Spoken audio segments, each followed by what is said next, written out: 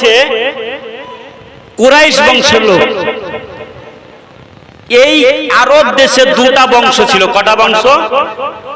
একটু আপনাদেরকে প্রথমে একটা দিক ঘিরেছি, আর এখন কারবালা ঢুকবার জন্য একটু দিক ঘিরেছি ভাই, একটু শুনুন। তো দুটা বংশ ছিল। দুটা বংশের মধ্যে আমার নবী পাক আসার পরে যত দাঙ্গা লেগেছিল সমস্ত কিছু শান্ত হয়ে গেছিল। মহব্বত বলুন সুবহানাল্লাহ।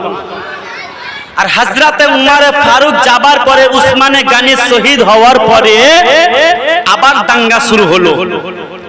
তো এখানে অনেক লম্বা কাহিনী রয়েছে।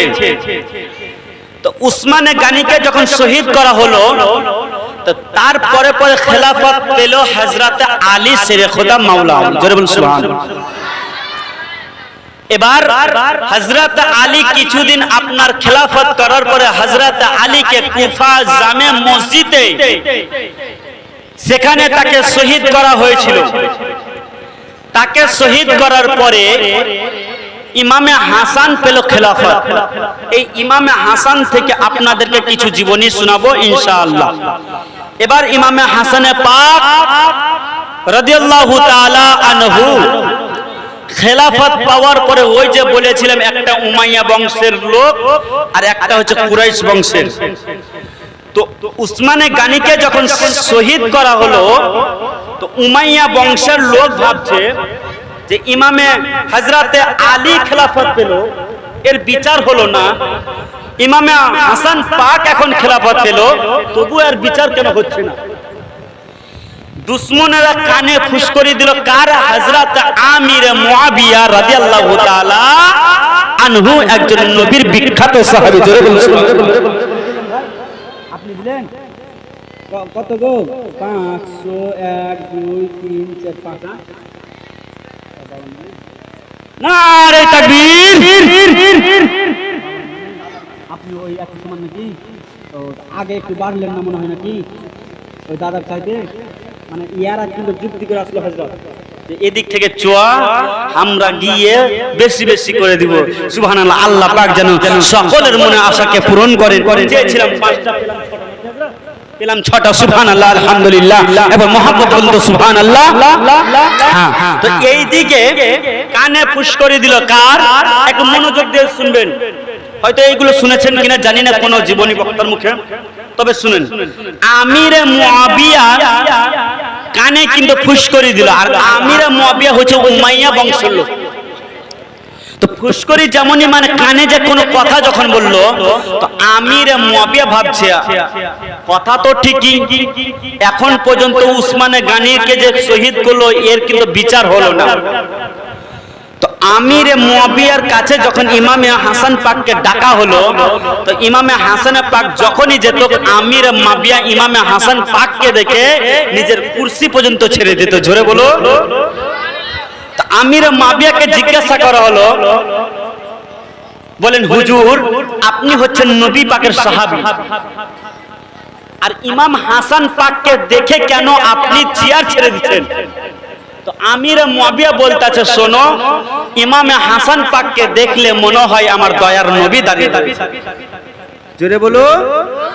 কিতাবের মধ্যে রাইটার লিখছে যে ইমামে হাসান পাককে সিনা থেকে নিয়ে মাথা পর্যন্ত আমার নবী পাকের মতো, আর ইমামে হুসেন পাককে সিনার নিচ থেকে নিয়ে পা পর্যন্ত আমার নবী পাকের মতন। দোনো ভাইকে যদি এক জায়গাতে দাঁড় করে দেওয়া হয় তো মনে হয় আমার দয়ার নবী দাঁড়িয়ে রয়েছে। মহব্বত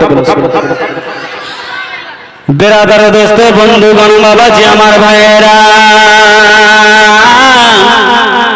এইদিকে আমিরে মুআবিয়াকে বলে দিল, শোনো গো, উসমানে গানির যে এখন পর্যন্ত কোনো বিচার পাওয়া গেল না, উসমানে গানির এখন পর্যন্ত কোনো খবর পাওয়া গেল না, হযরতে আলী শহীদ হয়ে গেল, তবু এর কোনো বিচার পাওয়া গেল না। তবে বলো বলো এর কাজটা কি করতে হবে? আমিরে মুআবিয়া বলতে আছে, শোনো গো, যাও যাও যাও, একখানা চিঠি লিখো, চিঠি লিখো। চিঠি কাকে লিখবো? ইমামে হাসান পাককে লিখো। বন্ধুরে, ইমামে হাসান হাসান পাককে যেন বাবা আপনার চিঠি লেখা হলো। চিঠিতে কি লিখলো? আসসালামু আলাইকুম, সালাম দিল বাবা। সালামের উত্তরখানা ইমামে হাসান পাক দিল বাবা। এই চিঠিতে লেখা ছিল এটাই, শোনো গো আমার নবীর নাতি, শোনো শোনো, আপনি যত তাড়াতাড়ি পারেন আমার কাছে এসে দেখা করেন। বেরাদার ইমামে হাসান পাক বাবা গো তাড়াতাড়ি করে আপনার যেন আমির মুয়াবিয়ার সঙ্গে দেখা করলো। আমির মুয়াবিয়া বলতে আছে ইমামে হাসান পাককে, শোনো ও গো আমার নবীর নামাসা নাতি, শোনো শোনো গো তোমাকে একটা কথা বলি। কি কথা বলেন না? বলতে আছে শোনো শোনো, উসমানে গানিকে যে শহীদ করলো এর কোনো বিচার হলো না।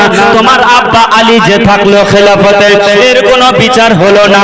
ইমামে হাসান পাক মুজতাবা যেন বাবা বলতে আছে শোনো গো আমি খেলাফতে বসেছি, এটা বিচার সংশোধন করে দিব।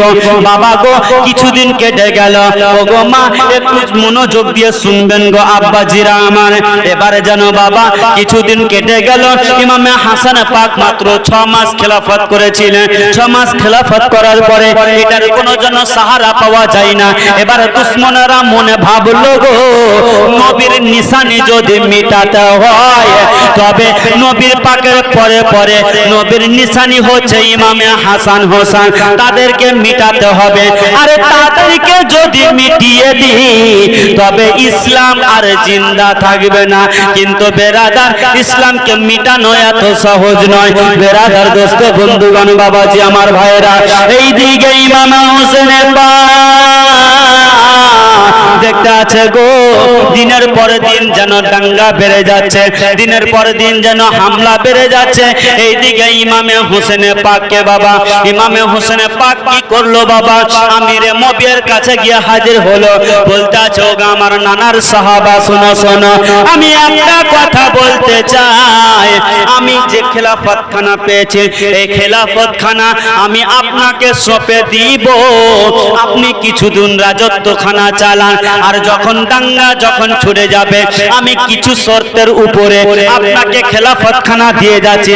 যখন দেখব এই জিনিসটা আপনার টোটালে মিটে গেছে গো আমি ইমামে হোসেন পাক এসে তখন আপনার সঙ্গে দেখা করব।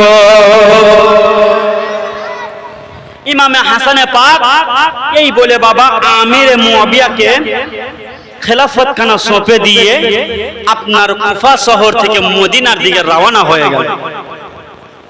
যেমনই মদিনার দিকে রওনা হয়ে গেল এই কথাটা সকলে আপনার জেনে গেল ইমামে হোসেন পাক মদিনা চলে গেছে।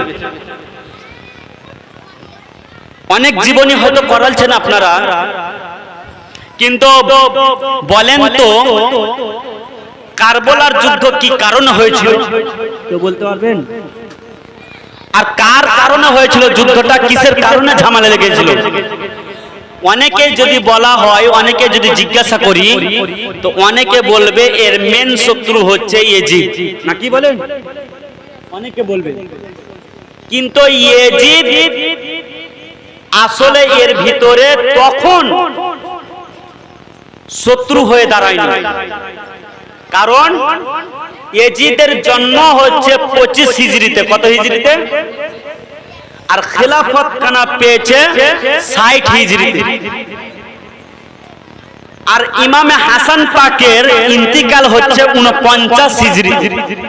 তো 49 থেকে যদি 60 হিজরি হয় তো ক বছর পর খেলাফত পাচ্ছে গো?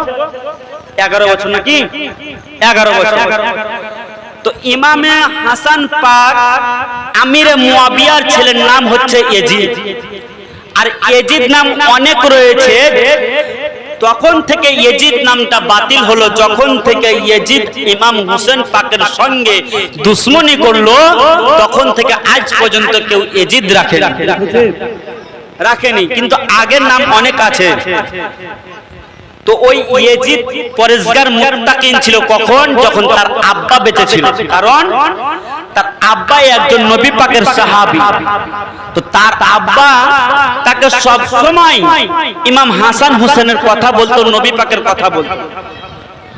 আগামীতে যে শয়তানি চক্রান্ত খেলে ইমাম হোসেনকে শহীদ করবে। এই কথাটা আমার নবী মুস্তাফা আজ 1450 বছর আগে বলেছে কি, যে আমার সুন্নাতকে যদি কেউ পরিবর্তন করে, সর্বপ্রথম পরিবর্তন করবে তো ইয়েজিদি করবে। নবীর সুন্নাতকে কেউ যদি পরিবর্তন করে তো সর্বপ্রথম যদি করে তো ইয়েজিদি করবে। বেরাদার, তবে এই দাঙ্গা লাগাবার মেন কারণ হচ্ছে ব্যক্তির নাম কি বাবা গো? শুনুন বাবা, একটু বসে থাকুন বাবা, তারপরে ওয়াজখানা শেষ করে দিব। বন্ধুগণ, বাবাজি আমার ভাইয়েরা শোনান গো, এইদিকে ইমামে হাসান পাক বাবা মদিনা পৌঁছে গেল গো। আর যেমনই মদিনা পৌঁছে গেছেন, এইদিকে আমির মুয়াবিয়া অসুস্থ বাবা, আর এইদিকে ইমামে হোসেন পাক মদিনায় আরাম করতে আছেন। একদিন রাত্রে বেলাতে শুয়ে আছে গো, আর হঠাৎ করে স্বপ্নের যুগে দেখছে। কি দেখছে গো? ইমামে হাসান পাক যেন বাবা গো স্বপ্নের মধ্যে দেখছে গো। ওই স্বপ্নের মধ্যে দু চোখের মধ্যেখানে কপালের যেন বাবা যেন কোরআনের আয়াত লেখা আছে। কি আয়াতটা বাবা গো? সূরা ইখলাস লেখা আছে, কুল হু আল্লাহু আহাদ। তো এই স্বপ্নখানা যেমনই দেখেছে, সঙ্গে সঙ্গে ঘুমখানা ভেঙে গেল। নামাজ পড়ে, ফজরের নামাজ পড়ে সকালে তার বোনকে ডাক দিচ্ছে, বোন জৈনব একটু কাছে এসো, বোন জৈনব কাছে এসো। বেরাদার হাসান হুসেন গো যদি কোনো কথাবার্তা যদি কথা আলোচনা করত, দোনো ভাই এক জায়গাতে, আর নিজের বোন জৈনবকে যেন বলতো বাবা গো। এইদিকে জৈনবকে ডাকিল, নিজের বিবি জায়েদাকে ডাকিল গো। ডাকার পরে বলতে আছে বিবি রে, বলতে আছে বোন গো, আজকে রাত্রে একটা স্বপ্ন দেখেছে। কি স্বপ্ন দেখেছেন দাদা?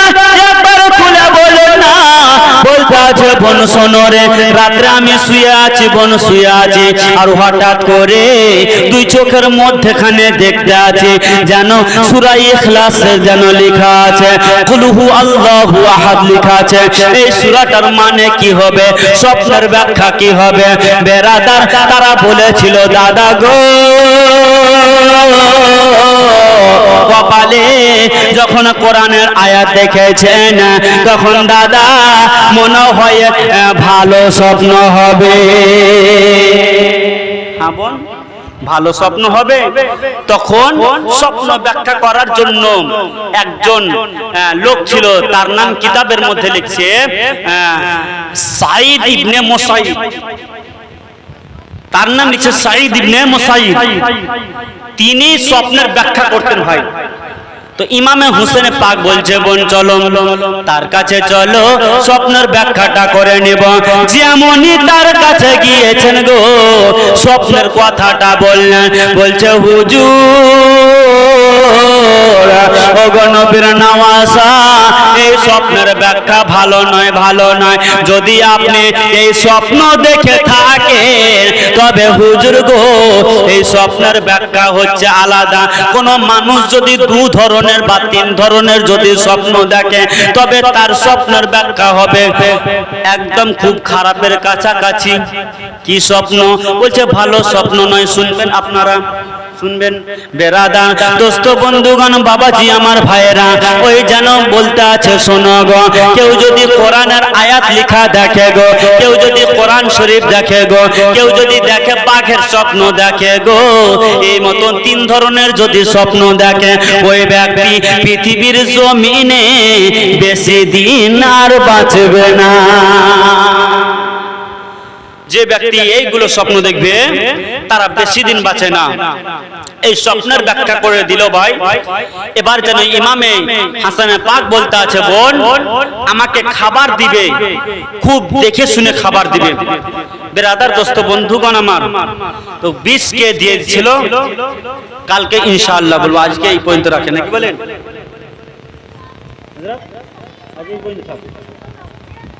কালকে ইমাম হোসেনকে বিষকে দিয়েছিল, তারপরে কারবালার ইমামে মুসলিমের কিছু ঘটনা হবে, তার দুই সন্তানের কিছু ঘটনা হবে, তারপরে কারবালার দিকে ঢুকবো। শেষ রাত্রের দিনে কিছু কারবালার বয়ান করে, কারবালার পরে কিছু বয়ান করে সমাপ্ত করব। আজ এই পর্যন্ত রাখি, কারণ একটা কথা মনে রাখবেন, আপনারা যারা পড়তে জানেন, বাংলা কিতাবের মধ্যে ইমামে হাসান পাকের বিবিকে দোষারোপ করেছে। কি বলেছে?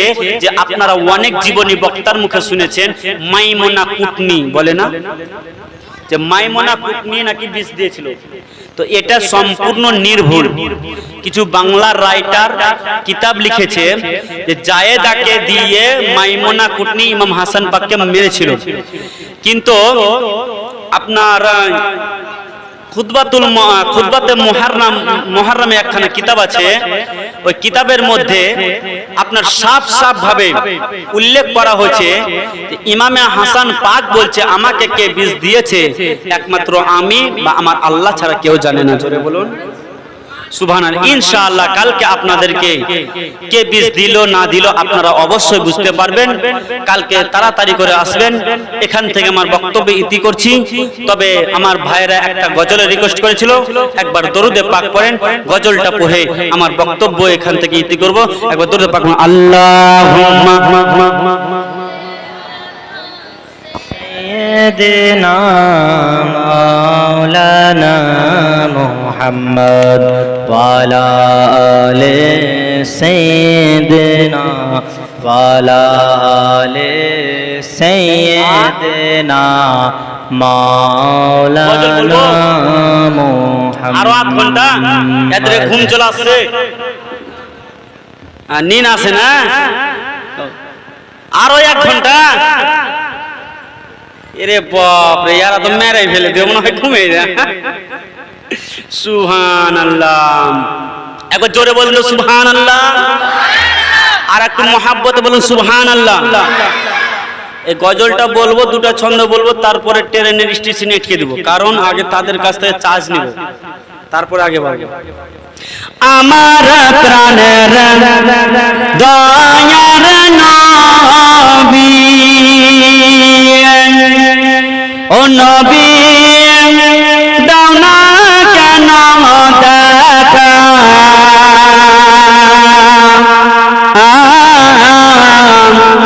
তোমায় ছেড়ে আর কত কাল থাকিব আমি একা গো নবী, থাকিব আমি একা। আর একটু জোরে হবে। আমার প্রাণের দয়ার নবী, ও নবী দাও না কেন দেখা, তোমায় ছেড়ে আর কত কাল থাকিব আমি একা গো নবী, থাকিব আমি একা।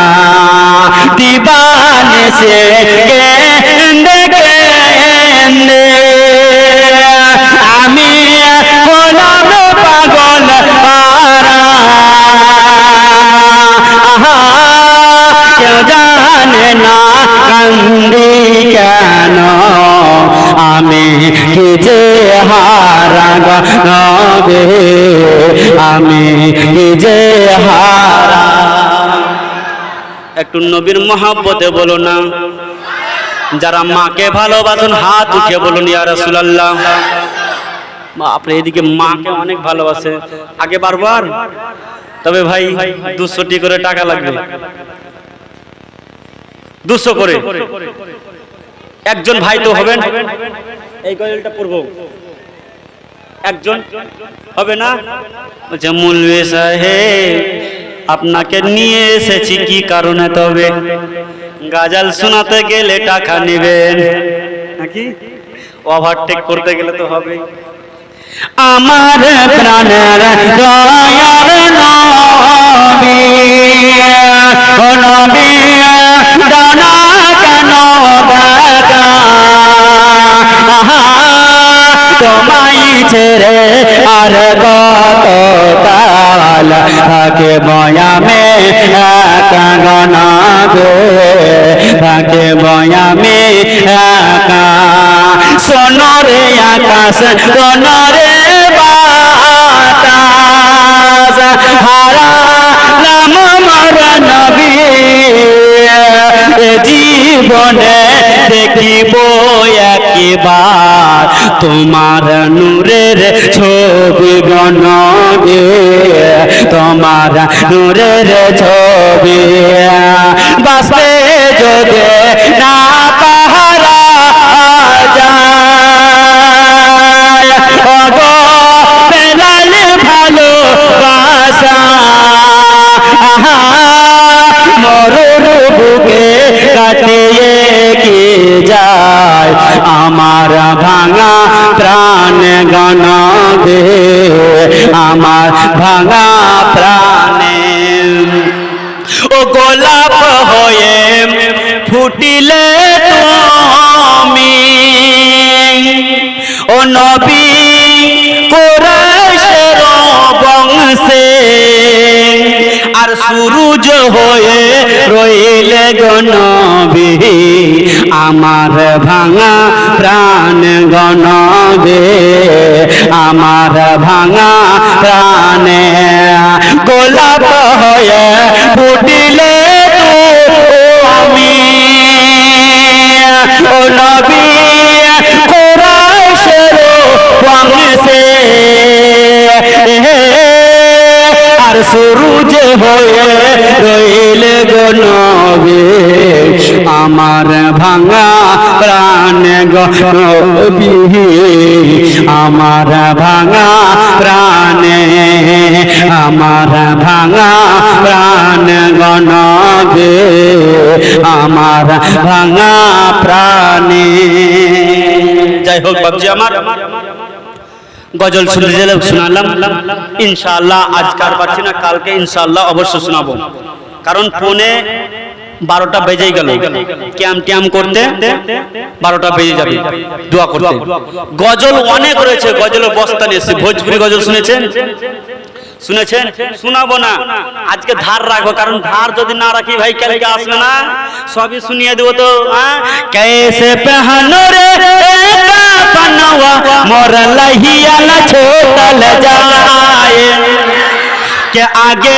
आगे दुल्हा चले पीछे पीछे बरात रे पीछे पीछे बरात रे आगे आगे दुल्हा चले पीछे पीछे बरात रे पीछे पीछे बरात रे आजान बजान ना कुछ ना बाजे कलमा मोहम्मद शान के कैसे पहनो रे बनवा मोर लहिया न छोड़ल जाए कांच बस खटे खटाए सन पटवा का डोर रे सन पटवा का डोर